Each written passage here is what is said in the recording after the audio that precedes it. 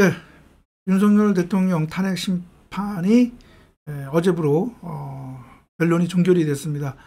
어제 윤석열 대통령 최후 진술을 끝으로 윤석열 대통령 탄핵 심판 변론은 끝났고요. 종결이 됐고 이제 선고만을 남겨뒀습니다. 물론 그 선고 이전에 헌법재판관들이 평의하는 그런 또 과정도 있겠지만 아마 앞선 다른 사건들 경우를 보면 약 2주 정도 변론 종결부터 선고까지 약 한 2주 정도 텀이 있으니까 아마 윤석열 대통령 탄핵 심판 이 결정 선고도 아마 3월 중순경에 있을 것으로 보입니다. 그래서 과연 어떤 선고가 이루어질지, 어떤 주문의 그런 그 결정 선고가 이루어질지 정말 우리 대한민국 헌정사에 또 하나의 또 이벤트가 될 것인데요. 지금 양 진영, 물론 양 진영뿐만 아니라 국민 모두가 아마 주목하고 있을 것입니다. 그래서 유방송은 그 결정에 대한 어떻게 보면 예상과 관련해서 제가 개인적으로 그 결정과 관련해서 주목해야 할, 또 주의해야 할 관심 포인트가 몇 가지가 있는데요. 제가 그것을 얘기하고자 하는데요.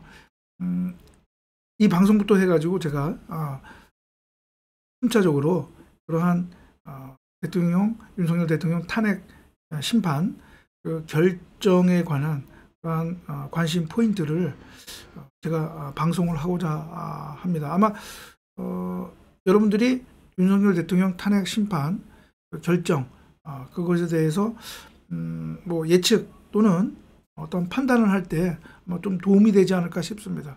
그래서 오늘은 그 첫 번째로 제가 제목에도 적었지만 헌재 재판부 평결 방식에 관해서 제가 설명을 드리고 그 방식에 따라서 어떠한 그 결론에 어떠한 영향을 미칠 수 있을지 거기에 대해서 제가 얘기를 하고자 합니다.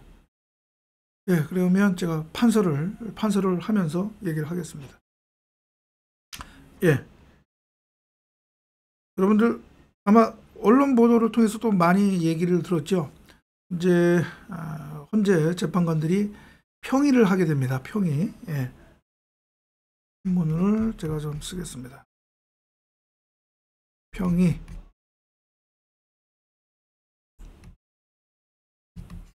자, 이 평의는 심리 최종 단계, 그러니까 변론을 마치고 그 심리 심판의 결론을 내기 위해서 재판관들이 합의하는 과정을 평의라고 얘기를 합니다. 그리고 이 평의는 표결 방식을 취합니다. 그래서 평결이라고 합니다. 평결이라고 합니다. 그 평결에 따른 이제 주문이 결정이 되는 것이죠. 결정의 주문이 이제 되는 것입니다. 그래서 각하 또는 기가 또는 인용 이렇게 되겠죠. 탄핵 심판에서는 그렇습니다.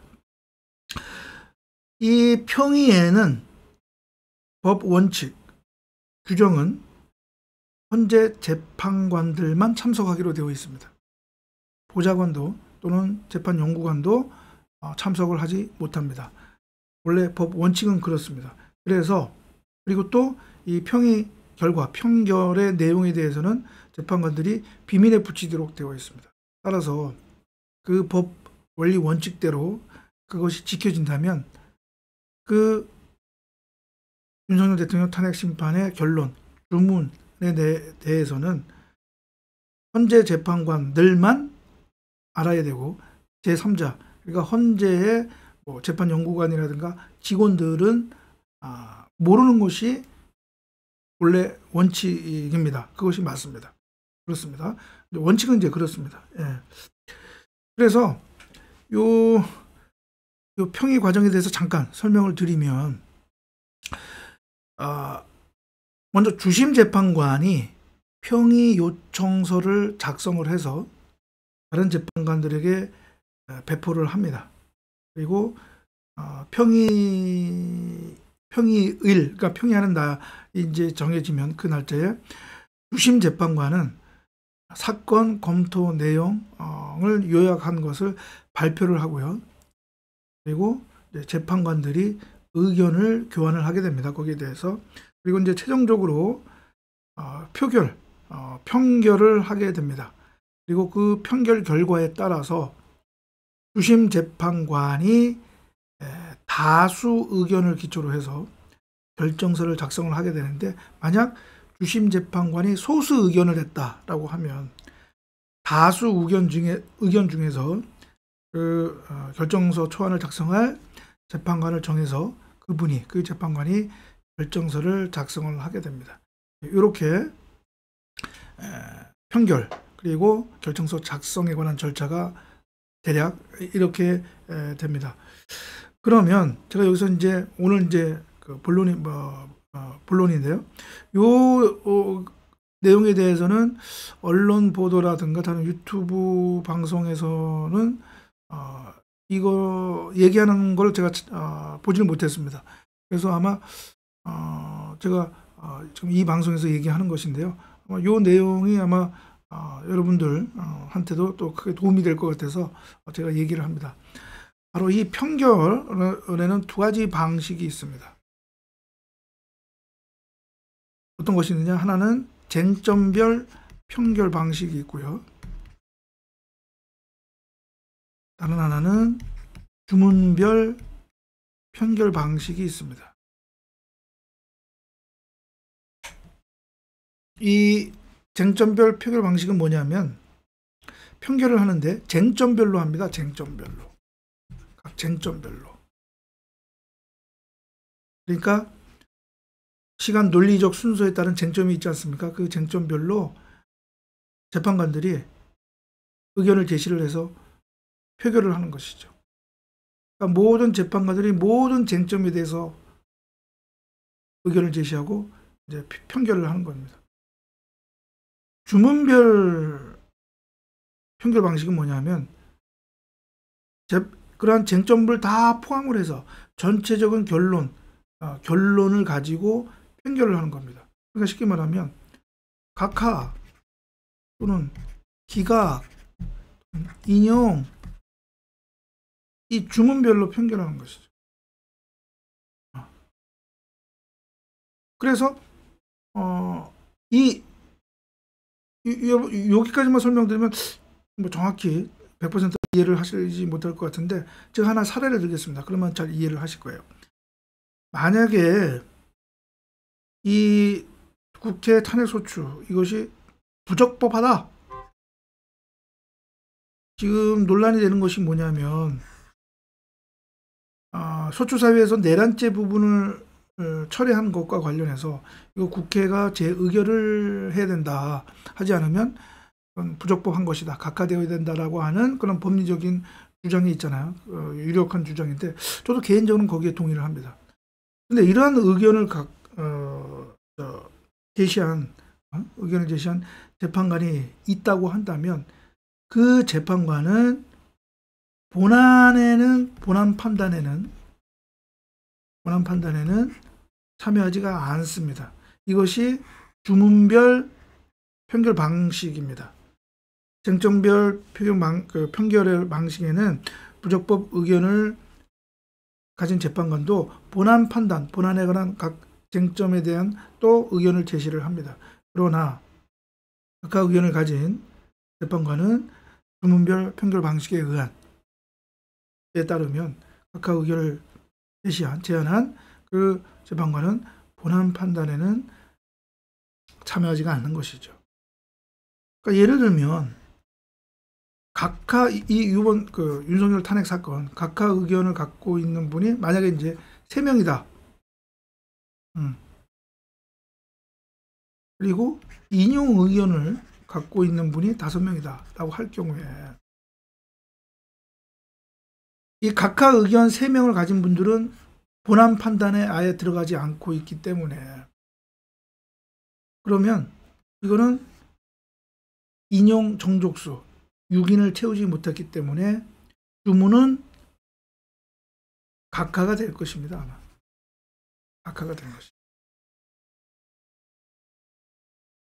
만약에 이제 본안 판단에 들어간 분들, 재판관들 중에 만약에 5명 중에 기각 의견이 한 분이 있다라고 하면 아마 주문은 기각 결정이 될 것입니다. 그런데 쟁점별 평결 방식을 취하느냐, 주문별 평결 방식에 따르냐에 따라서 어떠한 그런 결론에 어떤 영향을 미칠 수 있을까? 자, 재판관들 입장에서는 윤석열 대통령 비상계엄 선포, 그리고 그 이후에 일련의 행위들, 국회에 계엄군을 보내고 또 주요 정치인을 체포하려고 했다고 하는 그 혐의에 대해서 판단을 할 때 인용 또는 판단을 하게 된다면 인용 또는 기각 의견을 내야 되는데 부담을 갖게 되는 것이죠. 인용 의견을 내도 그렇고 기각 의견을 내도 그렇고 상당한 부담을 갖게 되는 것이죠. 그런데 아예 각하 의견을 갖게 된다고 하면 그러한 탄핵 소추 사유가 인정이 되느냐 인정되지 않느냐에 대한 본안 판단을 하지 않게 되는 거니까 주문별 평결 방식에 따르면 부담이 덜하죠. 그냥 각하 의견 내면 그거로 거기서 끝. 나는 그런 판단을 하지 않아도 되는 거니까. 그렇잖아요. 네? 그래서 각하에 대한 근거, 법리적인 근거만 명확하게 설득력 있게 제시할 수 있다면 각하 의견 내버리고 그냥 나는 되는 것이죠. 결국은 국회에 너희들이 이 책임이 있는 거다. 이 각하에 이르게 한 절차상 흠결을 하게 한 국회 너희들한테 책임이 있다. 이렇게 국회에 책임을 돌릴 수가 있는 것이죠. 그러면 본안 판단에 대한 그러한 부담감을 떨칠 수가 있기 때문에 어떻게 보면 이러한 각하 의견을 내는 이 헌재 재판관들에게는 좀 더 그래도 좀 마음 편한 평결을 할 수가 있다. 의견을 제시할 수 있다라고 하는 것이죠. 근데 쟁점별 평결에 따르면 본안 판단도 해야 되니까. 그리고 그 결정서에 그 이름이 남는 거니까. 곤혹스럽죠.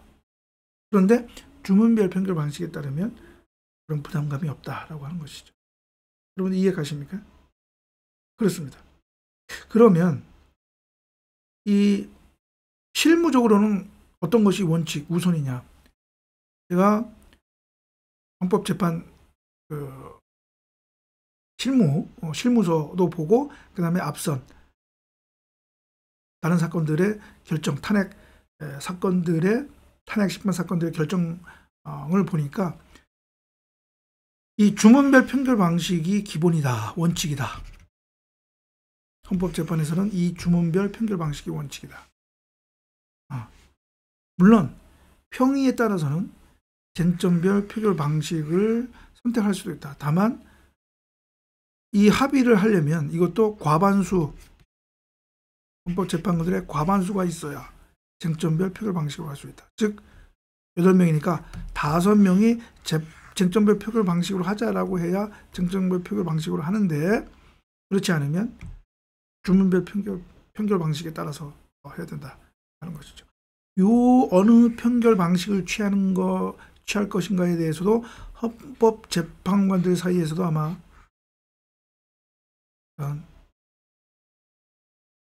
합의, 논의, 평의가 있지 않을까 그런 생각이 들기도 하더라고요. 그렇습니다. 그래서 이러한 차이점이 있다. 그리고 이것이 윤석열 대통령 탄핵 심판의 결론, 즉 주문에도 영향을 미칠 수 있다 하는 것입니다. 그럼 이해 가시죠? 그렇습니다. 예. 그래서 이 방송은 약 2주 후에 있을 윤석열 대통령 탄핵 심판 선고와 관련해서 그 결정에 있어서의 주목해야 할 포인트 그 첫 번째로서 헌재재판부의 판결 방식에 대한 설명을 드렸고, 그것이 어떤 결론에 있어서의 어떤 영향을 미칠 수 있는지에 대해서 제가 설명을 드렸습니다. 예, 감사합니다.